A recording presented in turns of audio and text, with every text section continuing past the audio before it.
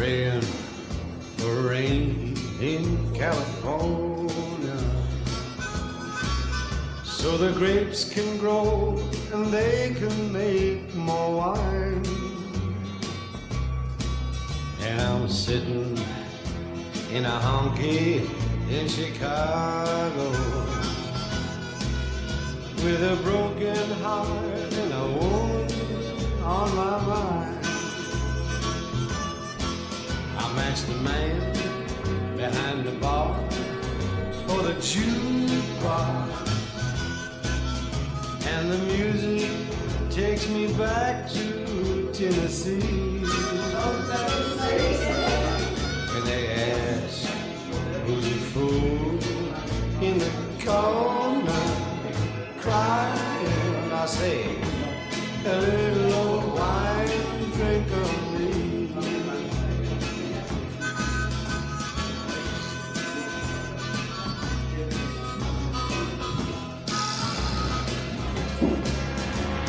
I came here last week from down in Nashville,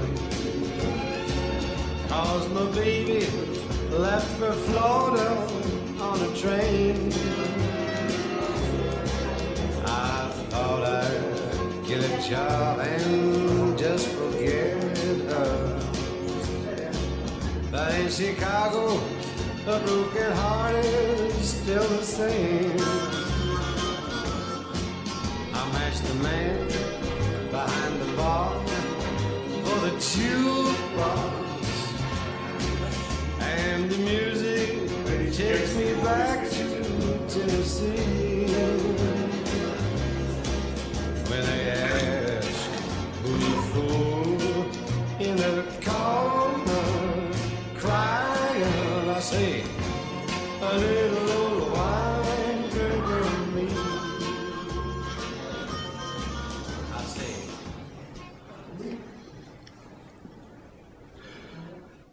My dear friends, on behalf of Gordon's family, can you please welcome you today for the celebration of the life of Gordon McDade. As we gather to celebrate his life, mourn his passing, and allow him to be at peace. Sure, we appreciate today is not an easy day for the family, but we look at Gordon's life, there's a lot to give thanks for, isn't there? Dad, Papa, brother, brother-in-law, uncle, cousin, and friend. A loving dad to Taryn, Papa G to Phoebe, a brother to Aileen, Christine, Rose, Yvonne, and Donna. And of course, Gordon Gordy, or Dede, the most loyal and lovable friend that anyone could ever have. Ladies and gentlemen, it's harder days as you're here today because you've been blessed. You're the lucky ones with the pleasure of having Gordon in your lives. Gordon didn't just walk into your life, he walked into your heart, an absolute charmer and chancer. Once you met Gordon, you certainly never forgot him. Today we'll hear of Gordon's early days in Paisley, his interesting and varied career, his strength, his talents, his family, and of course, his character. Gordon was a character, all right, a fiercely independent man, a free spirit, and a man who lived life by one set of rules, his rules.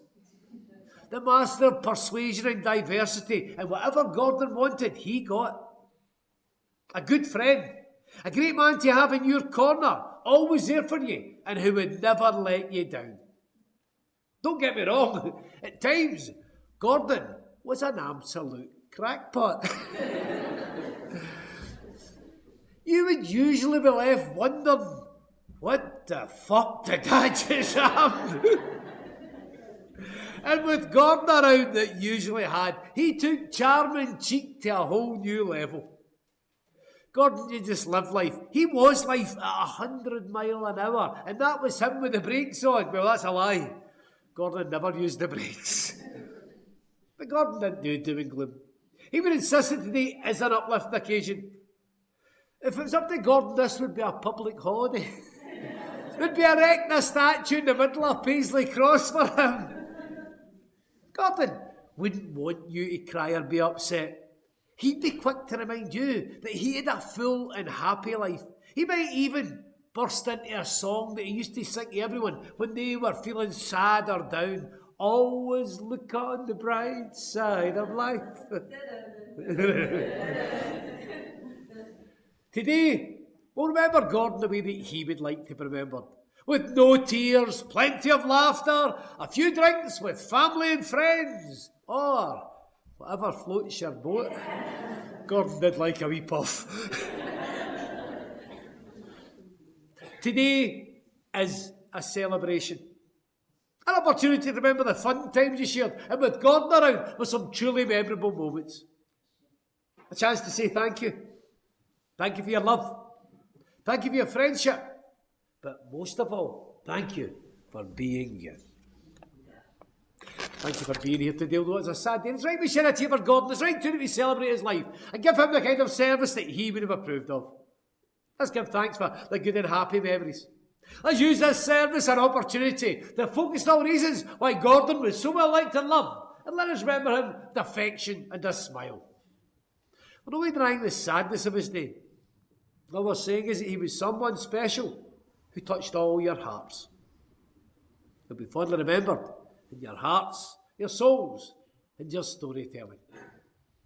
And today is an honour and a privilege to celebrate such a unique and significant life. Family was extremely important to Gordon, although his daughter Taryn to pay tribute to her dad, Tam.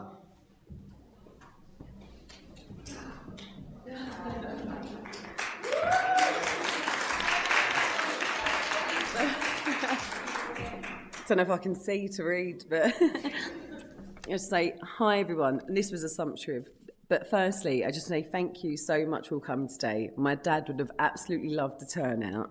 I was hoping it would be good, but my goodness, did he deserve it? I'm going to just keep this short and sweet, as I'm not sure my emotions will allow for a long speech. But there was no way I could let today pass without honouring my dad with a few words. Everyone says losing a parent is hard, but I haven't just lost a dad or a papa to Phoebe. I've lost a best friend, a confidant, a protector, a cheerleader, a dancing partner, someone who can never be replaced. But my goodness, how lucky was I to have him in the first place.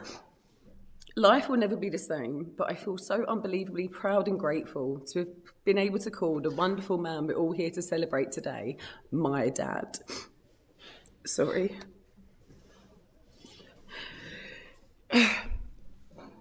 And I know I'm not speaking for myself when I say I'll miss him every single day. My whole life, people have always told me how amazing my dad is. And since his passing, one of a kind is something I keep hearing again and again.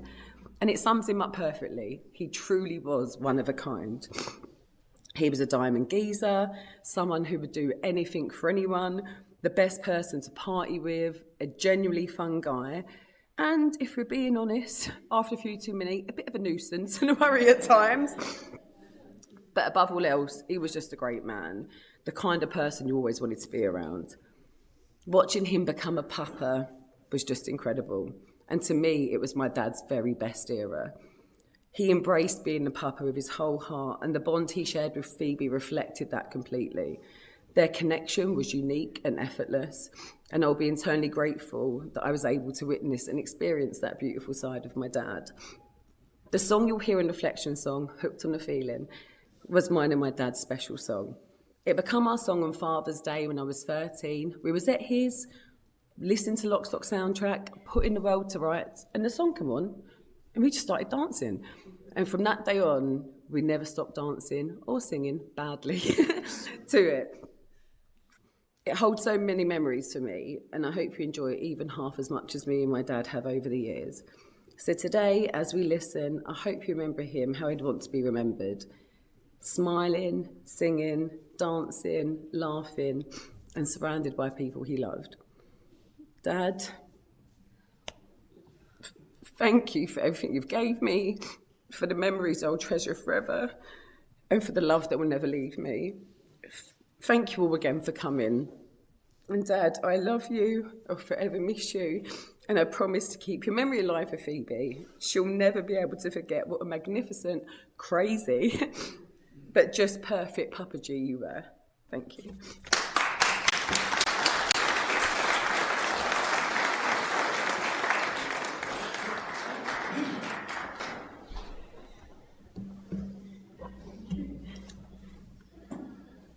Thanks, Tanner. Well done.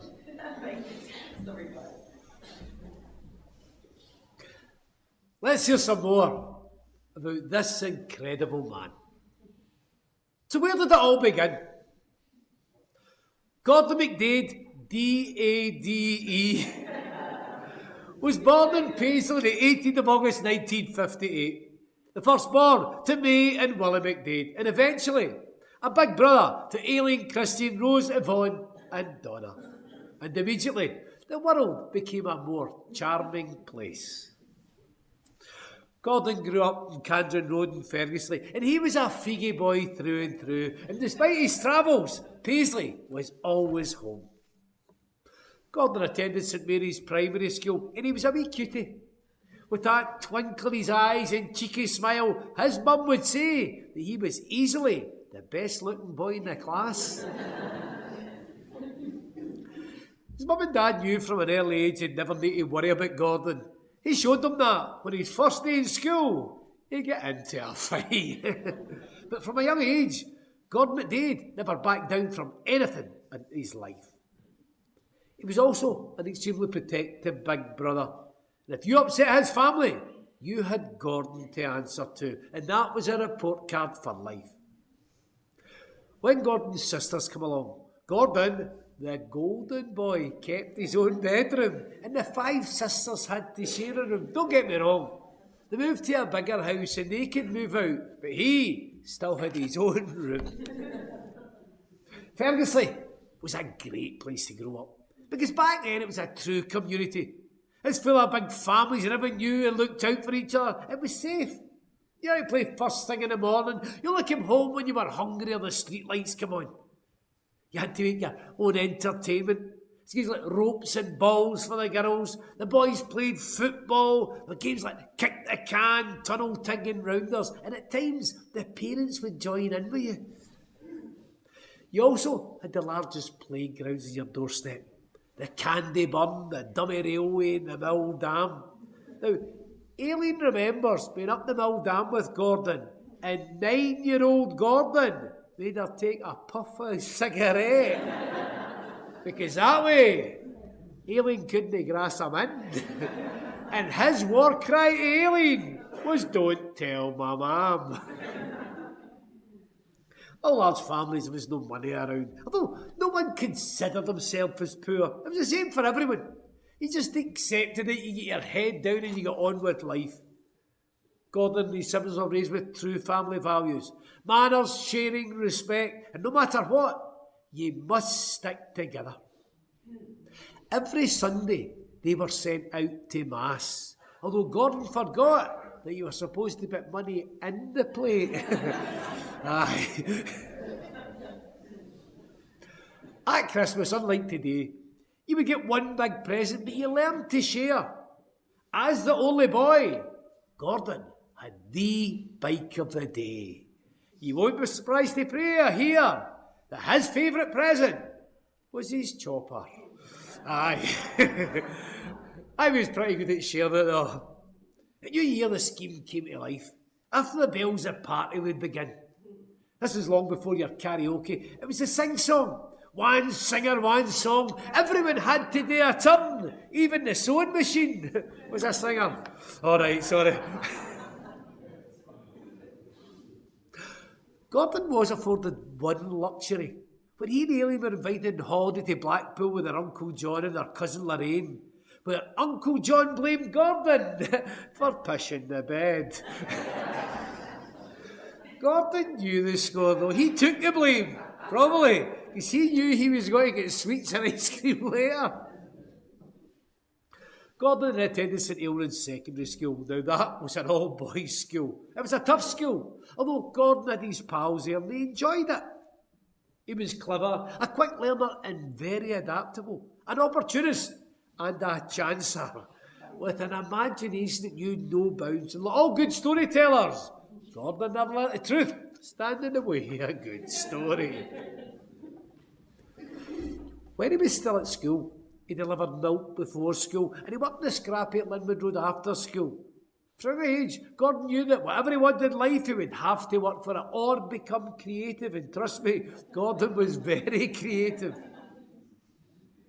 When Gordon got paid, he would spend his wages in one thing: his clothes. Gordon McDade was the best dressed young man in Paisley. He was Cowan's, Jaffe's and Burton's best customer. With his made-to-measure suits, the 333 buttons, the high waisters and the Crombie coat. Gordon was always immaculately dressed, and that was a passion that he never lost.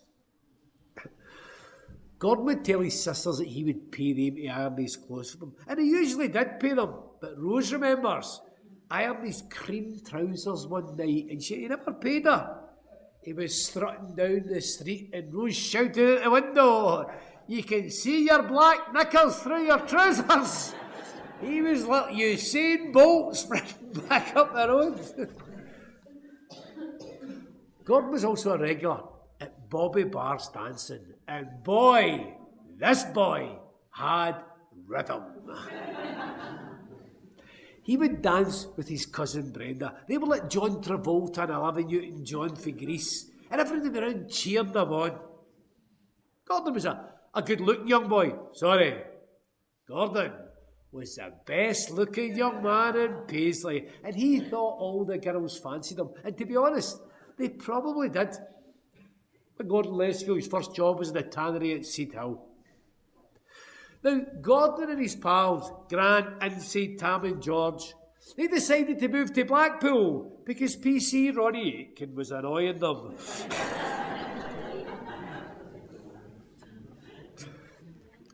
Blackpool didn't know what was coming. Inside, who thought he was Graham Souness with his Saddam Hussein moustache, he thought that he would get all the birds, while Gordon and Grant insisted that the women were unable to resist their charm or their looks. But Insay, he made the fatal mistake of falling asleep. And like all good friends, Gordon and Grant shaved off half his moustache. When Insay woke up, he went out in the pool without looking in a mirror. He was wondering why his good looks and patter weren't working until he went to the toilet. "You pair of bastards!"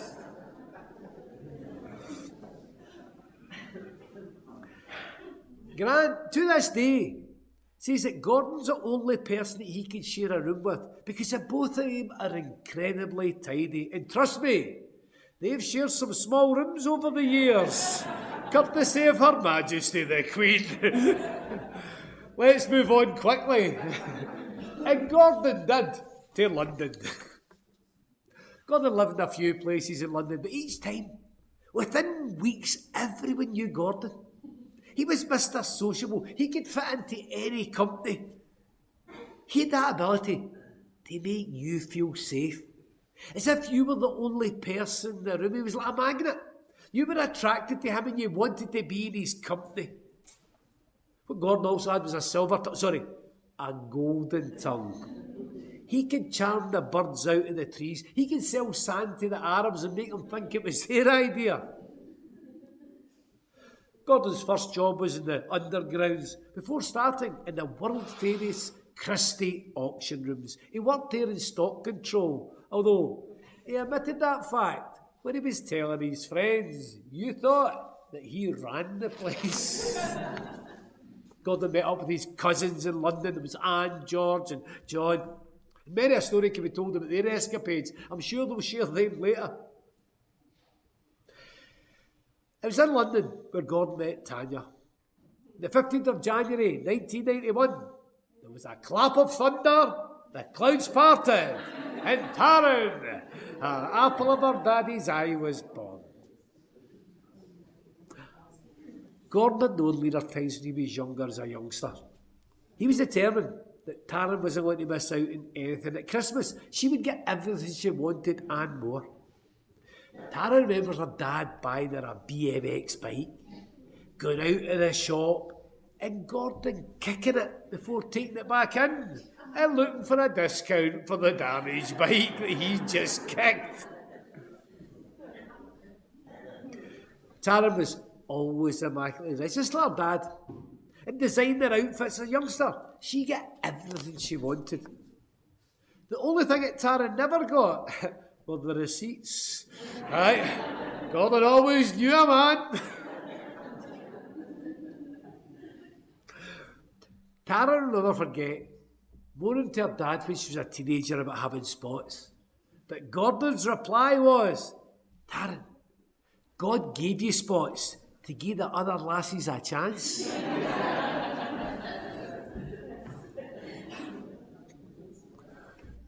Gordon was smart, or as we say in Scotland, Gordon McDade was wider than the Clyde. He always knew how to turn a coin, whether it was hustling on the pool table where he was a shark, or betting people about his tattoo.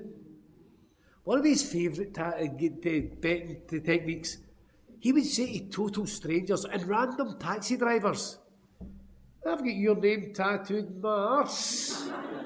Now, Iqbal Muhammad would say to him, no way. And Gordon would flash his backside, and there it was, your name tattooed on his arse. Free ride for McDade. Unfortunately, Gordon's relationship didn't last, although he was always involved in Taryn's life, and when she was old enough, he bought them both season tickets for West Ham. Normal rules didn't apply to Gordon, and because Taryn was a massive Peter Andre fan, Peter Andre was signing CDs in Oxford Circus. Gordon managed to get Taryn to the front of the queue with no waiting. Now, how did he do that? He told the security that he ran London Underground and he'd get free travel.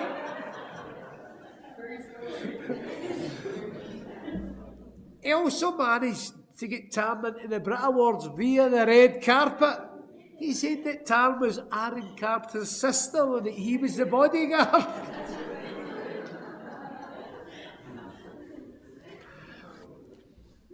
Gordon didn't lie, well, as such. He liked to embellish his stories. Now, that house he had in Poplar in East London was mysteriously transported to Canary Wharf. He also ran a couple of pubs in London, and good times were had by everyone who frequented them. Another one of Gordon's loves was his travel, and the sun. Gordon loved the sun. The sun loved Gordon. He took a beautiful golden tan. Over the years, he's travelled all over the world, from visiting Spain and Egypt, working his way around Israel and Greece. He did leave Greece before being asked to leave. It was obviously mistaken identity. Now, mistaken identity. Half the McDades are spelled McDade, but the other half are spelled Daid, which did come in handy when he was filling out his criminal convictions forms for Australia and New York.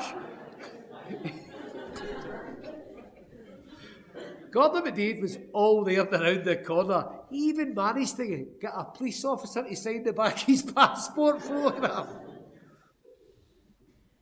Family played a massive part in Gordon's life. His families were regular visitors to London, and they would visit him in Paisley as well. Gordon returned home to Paisley roughly in 2006. When his mum passed away in 2008, Gordon was devastated, although he'd been glad to be at home to spend time with her in the recent times. Gordon had a few flats in Paisley.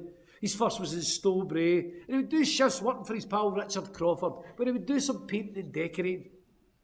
Gordon placed high standards in everything that he'd done, and painting was no different. He also painted Taryn's first house, as well as his sister's houses for them as well. As we all know, Gordon had the gift of the gab. When Taryn was out about in Paisley, she would inevitably bump into some of her dad's ex-girlfriends. And every one of them would tell Taryn that her dad told them that they were his first love. But Gordon, the educator, he also told Taryn not to trust any man. Gordon had a few houses in Paisley, although his favourite was the flat in Silk Street. That was close to all the local places of interest to Gordon. Lang's, the Last Post, the Northern Way, although his pa shot a wee pub crawl in Paisley. He loved a pub that had a beer garden, because that way he could top up his tan. You would notice Gordon walking a mile off, because he was always immaculately dressed, and his Peaky Blinder bonnet was always went everywhere with him. Everyone loved Gordon in the pub. He was great company. He was incredibly generous. He would like to buy you a drink. When he was enjoying himself, he'd all his own wee sayings. That's fantastic. Come down to a panic. Take a chill, pal. True story. Sorted. Job done. The man with a plan and a tan. Or his line from his favourite song. There may be trouble ahead. At home, Gordon was an avid reader. He'd swap books with his sisters. They would pop in to check up on them. Although Gordon was fiercely independent, he would insist on doing everything for himself. He also liked to watch TV. He loved his NCIS and 24 hours in police custody, which reminded him of his younger years, allegedly. Gordon wore his heart on his sleeve, or rather, his body. He had Taryn's name tattooed on him, a real Taryn tattoo. But it was incredibly sentimental. He hung on to every card that Taryn had ever sent him. But Gordon had been a bit of a lad, although he had no problem telling his family just how much he loved them. And after a few drinks, his squeezing hugs were like a wrestler's half Nelson. Gordon always put on a brave front, although he did worry about his death. His dad had passed away at a young age, and every milestone birthday, Gordon would celebrate with a few whiskies. I've made it! Well, I have to tell you that Gordon would tell you he was also a whiskey connoisseur. Gordon definitely lived his best life. But around 6 years ago, he was diagnosed with throat cancer, and for a while, folk missed his stories and his tall stories. However, after surgery, he made a good recovery, and in true Gordon fashion, he celebrated in style a hamburger Happy Meal. But then he was back with his usual gift of the gab. Gordon had always enjoyed his football. He was a Celtic and a West Ham fan. But on the 16th of September 2021, Taryn was relegated to second place after he became a Papa G when his granddaughter Phoebe was born. Gordon was a hands-on papa. He would spend hours playing the floor with Phoebe, and she was the smartest, brightest, winest and best-looking grandchild that anyone could ever had. The McDades, don't they? Ugly Waynes. No matter how old Tara was, she was 36 at the time. Dad was still Dad. He would still give her petrol money when she came up to see him. And when we were out for a drink, he would never let her put her hand in her pocket. It was always a row to buy a drink. Gordon was also a gentleman. He was proud and protective. Whenever they were walking anywhere, Gordon would always put Taryn on the inside of the pavement, just in case there was a car crash or something. 2 years ago, Gordon was told that the cancer had returned and the prognosis wasn't good. He faced his illness the way he faced everything in life. Head on and with courage and bravery. He never once complained or wanted sympathy. The last thing that Gordon would want was for you to worry about him. In the middle of that, In 2025, Gordon still managed to enjoy a holiday to Morocco with his sister Donna. He made loads of friends in Morocco, and Gordon said that you can't beat a bit of Moroccan. Food, of course.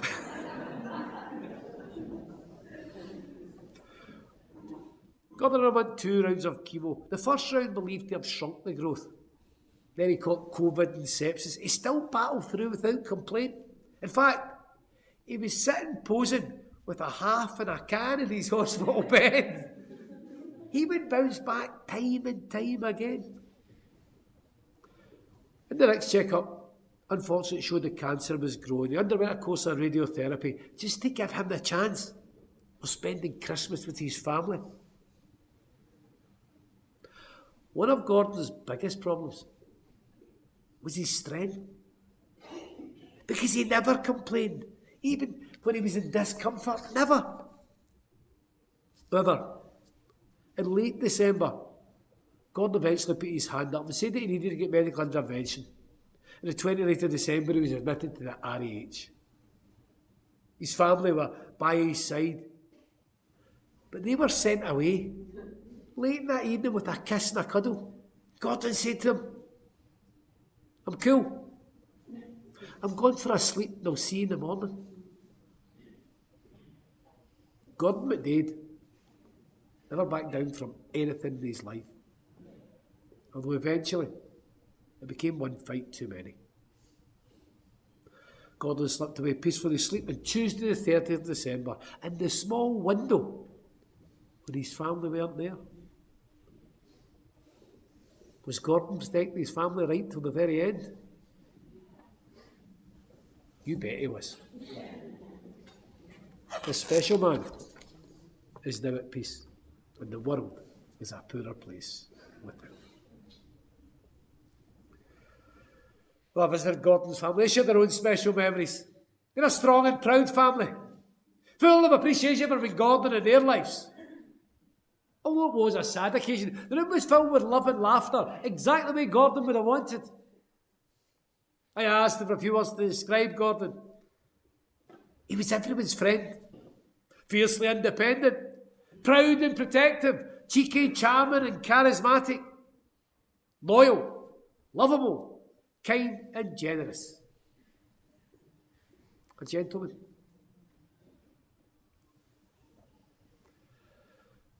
Gordon's still there. He's in your hearts. He's in all of your hearts. He's giving you memories that will last forever. These memories will never die. And we'll always be of Gordon with love and kindness in our hearts. Thank you, Gordon, for being you. Before we say our final goodbyes to Gordon, we'll pause for a moment of quiet reflection where we can call to mind our own special memories. As you do so, listen to Gordon Tarrant's song, Blue Suede, Hooked in a Feeling.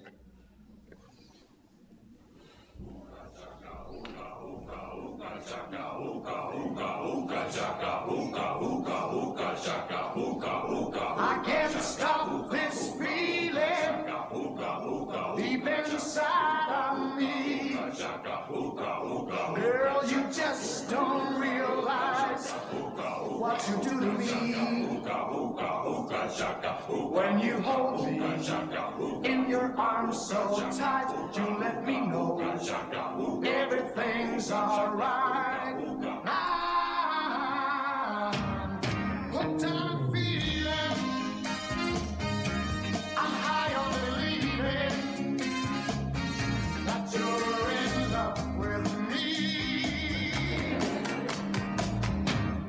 Lips as sweet as candy, its taste is on my mind. Girl, you got me thirsty for another.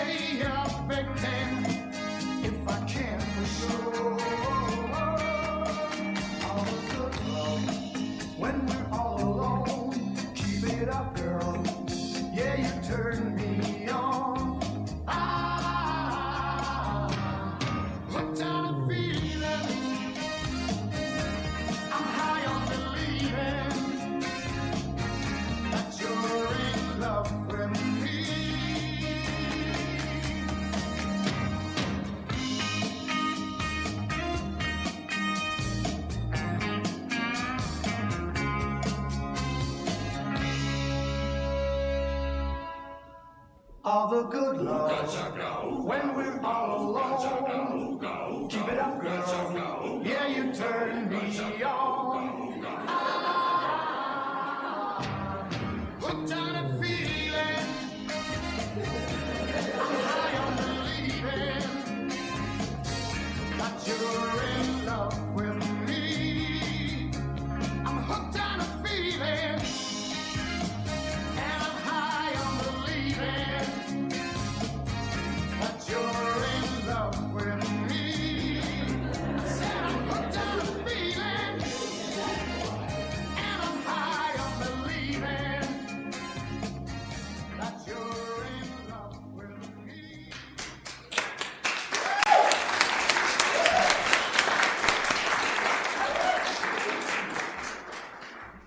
Could you please stand?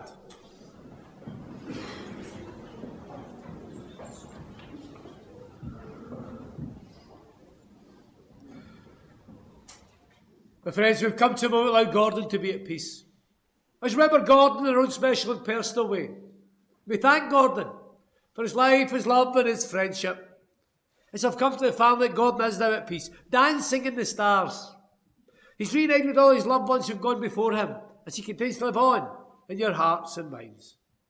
As we do so, listen to one of Gordon's favourite songs. Now, this song might seem strange for such an occasion, but Gordon would say, if you know, you know.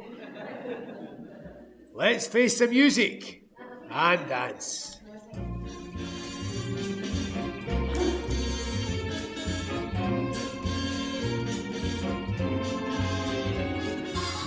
There may be trouble ahead, but while there's moonlight and music and love and romance, let's face the music and dance. Before the fiddlers have fled, before they ask us to pay the bill, and while we still have the chance, let's face the music and dance.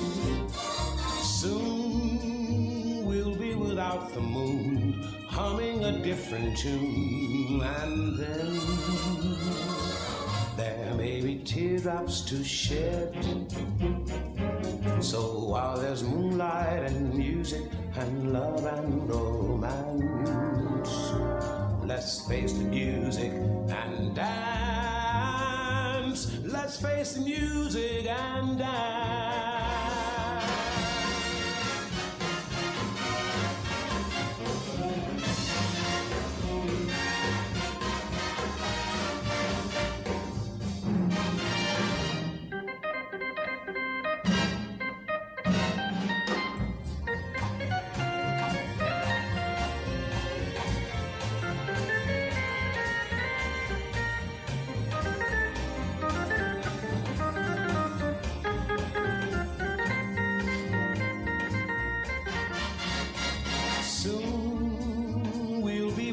The moon, humming a different tune, and then there may be teardrops to shed.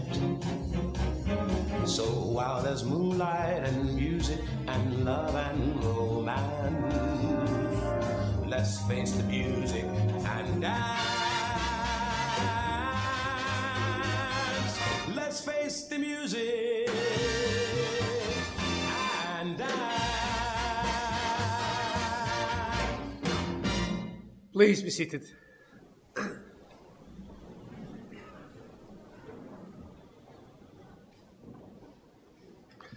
Finally, can I please just once again on behalf of Gordon's family, thank you for your presence here today, for taking time to help celebrate Gordon's life. For your cards, flowers and kind wishes over the last few days, they've all been greatly appreciated. The family have arranged the reception at the Well Meadow Bowling Club, to which you're warmly invited, and where I'm sure you'll share some special stories and memories of Gordon. Can I ask, if you are returning to the bowling club, that you pass your condolences on there? As you leave today's service, we'll listen to Love Inc. You're a superstar. Service has now ended. Let's go in love, peace and tolerance.